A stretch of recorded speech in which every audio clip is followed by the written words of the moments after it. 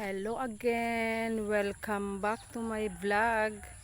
So for today's video again guys, ayan, after kong magtrabaho dito, magkuha ng mga pangtanim.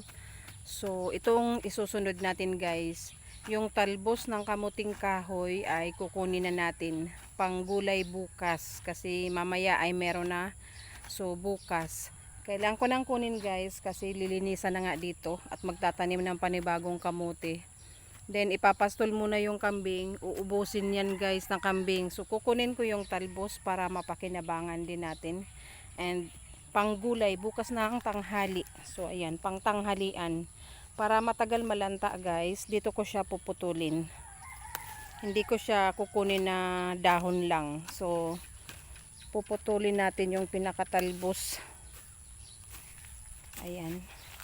O diba, dito guys sa probinsya, pag masipag ka magtanim, araw-araw ay hindi ka mamumroblema sa ulam. Basta hindi lang maselan, hindi mapili. Yun nga lang, kalimitan ganito ay ginagataan. So, syempre yung gata dapat twice a week lang. Hindi araw-araw. Bukod sa mahal ang niyog, ay mahirap din na puro kolesterol dalo. Mainit ngayon, summer na. So ayan guys, kita ba? Hindi ko na makita kung gumagana camera ko. Ayan, masilaw. Oh, ganyan. Ganito yung binibenta sa palengke guys.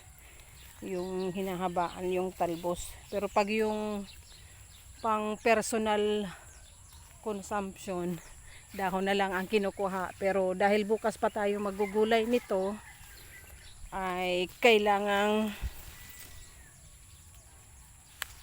ayan, talbusan. Nakagat na ako ng langgams. Ayan, ubusin na natin kasi lilinisan na to. Dito kasi sa side na to guys, o tataniman ni Papa ng kamuting kahoy, kaya kukunin na. And hindi naman masasayang yung mga matatandang dahon. Ipapakain yan sa kambing. Serarom pa may maano. Makati.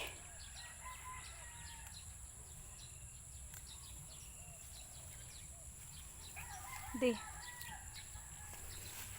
Ayan guys, so pwede na pang benta. Pang benta. Ayan. Meron na tayong talbos. Dito ko muna sa baba.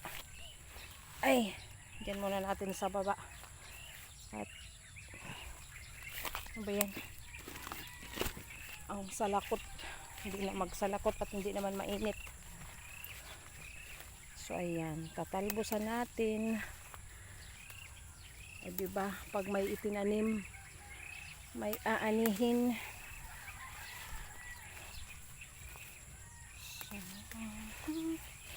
Yung tanim namin na kamuti guys at kamuting kahoy ay kunti lang kasi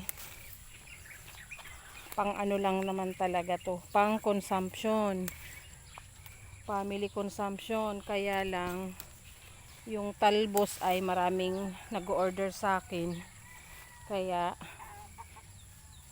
talbos yung binebenta ko.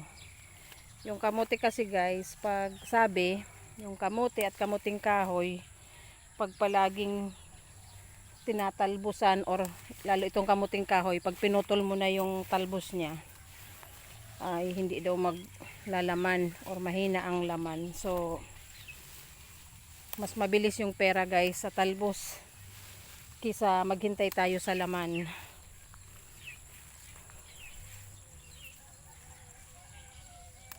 Garo pang dalawang gulay ni paggabos ano.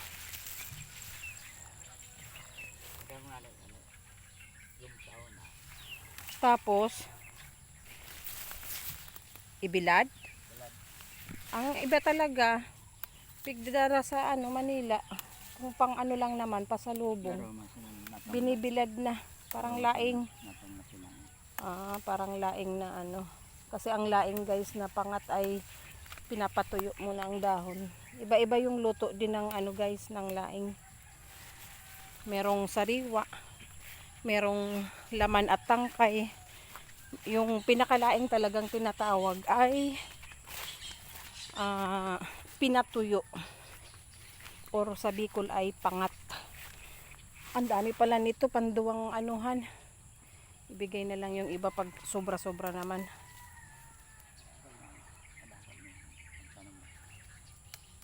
Hindi, kasi malinis ka naman dyan. So, aalisin talaga. So, ayan guys. Ito na yung nakuha namin na panggulay. Oh. Ayan. And, ililipat na yung kambing guys. Tapos na rin ako magkuha ng binhi or pantanim na kamote.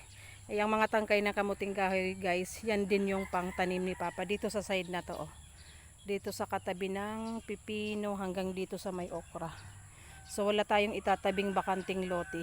Lahat tataniman para after 3 months, 4 months, marami na tayong iha-harvest.